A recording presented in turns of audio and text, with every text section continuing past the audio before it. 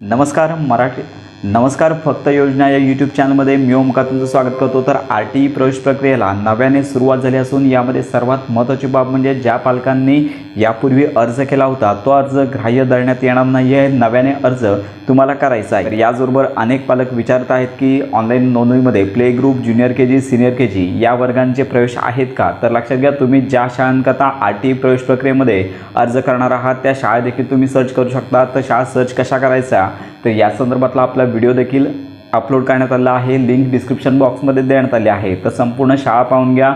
शाळांमध्ये कोणत्या इयत्तेकरता प्रवेश आहे त्यानुसार तुम्हाला अर्ज करता येतील। तर लक्षात घ्या, संपूर्ण महाराष्ट्रामध्ये ज्या शाळा ऑनलाईन नोंदणीमध्ये उपलब्ध झालेल्या आहेत, ज्या प्रायव्हेट शाळा आहेत त्यामध्ये बहुतेक शाळांमध्ये फक्त पहिलीच्या वर्गाकरता RTE प्रवेश प्रक्रिया सुरू आहे। तर यामध्ये सगळ्यात महत्त्वाची बाब म्हणजे पालकांना प्रत्येक ठिकाणानुसार शाळांची यादी आणि प्रत्येक शाळेमध्ये कोणत्या वर्गाकरता प्रवेश आहे हे पाहूनच तुम्हाला अर्ज करता येईल। त्यामुळे प्ले ग्रुप, ज्युनियर KG आणि सिनियर KG या संदर्भात संपूर्ण माहिती करण्याकरता तुम्हाला तुमच्या परिसरात असणाऱ्या शाळा शोधायच्या आहेत। तर अशा प्रकारे ही महत्त्वाची माहिती इतरांपर्यंत नक्की शेअर करा।